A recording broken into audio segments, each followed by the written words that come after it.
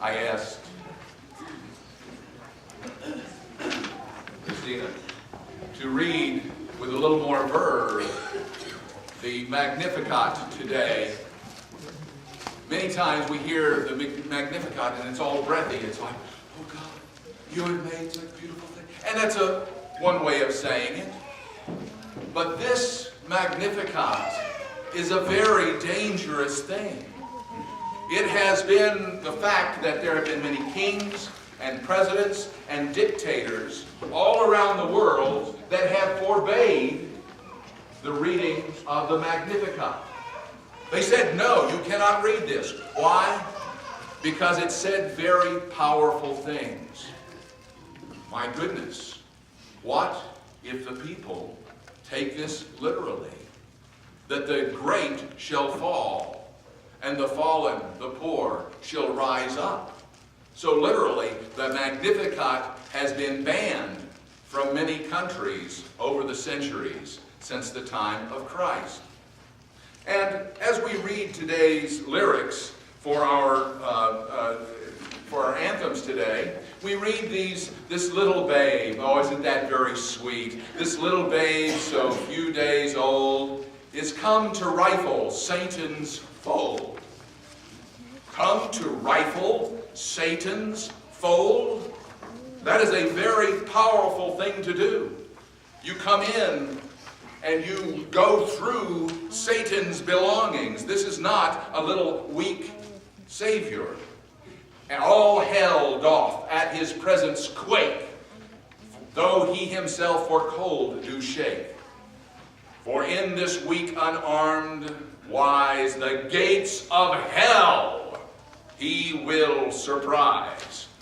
Wait a second, this is Christmas. This is all supposed to be really sweet and nice. And what is going on? It's a paradox. We are living in a paradox. And look at the next lyric. Here is the little door. Oh, you can't get any sweeter than that. Here is the little door. Lift up the latch. Oh, lift. We need not wonder more, but enter with our gift. Oh, isn't that sweet? And then you come down and you see, for gold he gives a keen-edged sword. Defend it, thy little lord. For incense, smoke of battle red. Myrrh for the honored, happy dead. No, Jesus has not all of a sudden become militaristic. But there is a paradox. As a Christian, all I'll say is get used to it. Because paradoxes are throughout our faith tradition. God is one. God is a Trinity. God is transcendent. God is immanent. And in this particular case, we have God with justice and also God with mercy. How do we combine the two in our lives and in our hearts? This is one of the difficulties in a life, isn't it? They say that a sign of maturity, our level of maturity, is our ability to live with paradox. I'm not all that good at it. I guess I'm not that mature all the time.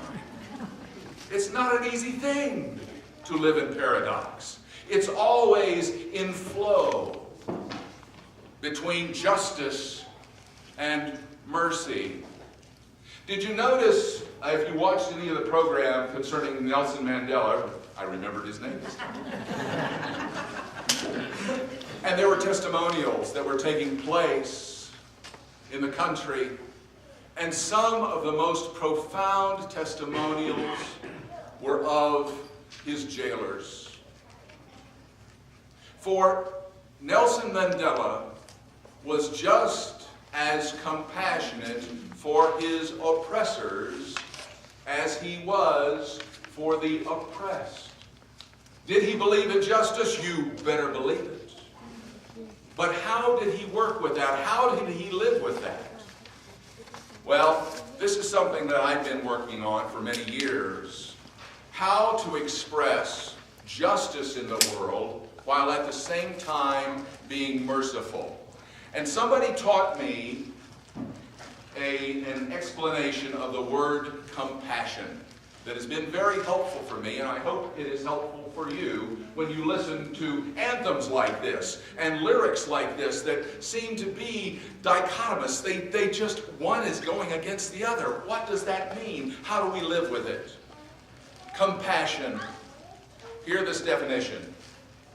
Compassion is loving the world with tenderness in the face of pain. And loving the world with fierceness in the face of injustice. And loving the world with mischievousness, hard word to say, mischievousness in the face of resistance. Okay? Compassion is loving the world with tenderness in the face of pain, fierceness in the face of injustice, and mischievousness in the face of resistance. What do I mean? I think you got the first one. When I said the first one, you said, well, I know that. When people are in pain, we have to be tender to them. You're absolutely right, and there's all kinds of examples of that in the Bible and the world, and you have it every single day. I get that, you get that. Then we get into the fierceness. Where does that come from? You remember Jesus in the temple, going in and turning the money-changing tables over? There was a reason for that. How many of you have traveled outside the country and have had to change money from American dollars into some other foreign currency? And you remember that when you do that, you always lose some because they have a take. They have a percentage. They have 5%, 10%. They were taking a far greater percentage of that because they had to change their money, their shekels, into some other denomination in order to buy sacrifices for the temple altar. Well, guess who that left out? The poor.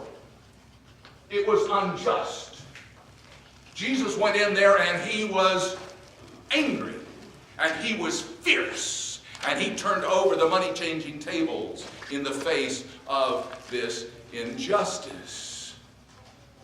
And we see it today in our world in which people are standing up and saying no to injustice in the world. Charles Blow, a columnist for the New York Times, was just saying this past week, look, when wealthy people and businesses get all kinds of tax refunds for loopholes and things like that, that's thought of as being just fine. That's great.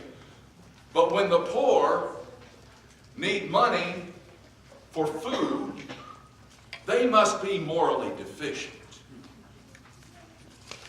I think that is a fierce response, and that's an in-your-face statement. It's like, whoa, that is wrong. That is not right. We need to take notice of this. Mischievousness. By the way, that's still loving. Okay? The people that are doing this, taking away money from the poor so they cannot eat during Christmas, come on, Congress. We're not saying die. We're saying, come on. You're not doing this for your soul. Feed the poor. Mischievousness. Mischievousness is something like the story of Jesus with the demoniac in the graveyard. Remember that story? And this guy is wild. He's broken out of all kinds of change. Yeah, you remember that one, Jake? Yes. No, I haven't. And he asked, well, that's okay, Jake. I'll be back to you, sir. He came back to the demoniac and said, what is your name? Do you remember what his name was? Legion. His name was Legion. What does that represent? The Roman legions that were in the town, that were in the country, that were taking it over. This storyteller was doing a great job of saying, you know what? They've taken over your land. And Jesus takes Legion out, that bad spirit, that demoniac spirit, and he throws it into the pigs, and the pigs choose, instead of living with Legion, to throw themselves into the sea. That is a mischievous story, my friends. Now, sometimes you have to be mischievous in the face of injustice in our world because the countries or the powers that be are too darn strong. I'm thinking of Tiananmen Square, not the one where the man is sitting up there in front of the tank. Oh my God, what braveness, what fierceness. But I'm talking about at night, when they crushed the rebellion inside Tiananmen Square. Interesting that it was at night and not in the daytime when cameras could roll and see this. So countries, organizations, powers and principalities of the world can sometimes be too strong, and so resistance has to be thwarted through mischievousness. Interesting story that's happening this past week. I was listening on NPR, and they were talking about a group that was down in Mississippi, and they were trying to put up a new religious symbol in the town square. And the town's fathers and mothers had put in the 10 Commandments. Now, I'm all for the 10 Commandments, okay? I'm all for the 10 Commandments. But wait a second. What if other religions also wanted to put their symbols there in the town square? Isn't that okay? So this group, what they're doing is they're putting up Festivus poles. You may ask yourself, what is Festivus? And that is, if you've ever watched the Seinfeld show, it's an imaginary holiday in which you take this stick and you plant it in the ground, and then everybody impales their beer cans on the stick, and that is the Festivus pole, and you celebrate. And they were trying to get the town fathers to say yes to this Festivus pole. You've got the 10 Commandments, this is our faith tradition. Of course, it's a joke. It's mischievous. But it's teaching a lesson. It's saying, wait a second. Now you may be wondering, why am I going all out on this particular thing? It's because we are always having to deal with these words and these lyrics during Christmas, and certainly during this anthem. These very violent images and metaphors that we're hearing, and how do we put them into our bodies and understand them and live with them? It's because we need to understand that when these words are spoken, we are supposed to be somewhat confused. Have you ever noticed that many times in our lives we don't call out to God until we're in trouble, until we're in pain, until we're suffering, until we're confused, until we're in the dark night of the soul? That is what we're looking for. We're looking for that time in our life when we need that opening, that crack, to allow God into our lives. And indeed, that's what Andy Pokel has done with the last 3 anthems that we will have today. If you look at the lyrics, lost in the night. Lost in the night do the people yet languish, longing for the morning, the darkness to vanquish, plaintively heaving a sigh full of anguish. Will not day come soon? Will not day come soon? This longing that we feel when we are thrown into confusion. Somebody has given us tenderness when we were in pain. Somebody has confronted us with fierceness when we were unjust. Somebody has played a trick on us and been very mischievous to our resistance to change. And it's confused us, but hopefully it is also opening us up in our darkness for the longing of Christ and the longing of God in our lives. Look at the next lyric, a gift of light. I find in the night a parcel of light, a gift clothed in peace that sorrow may cease, this dawning of joy, this humble little boy with a name called him love, this dawning of joy. We're beginning to see a light on the horizon of our confusion. The dark night of the soul, it's going to go away.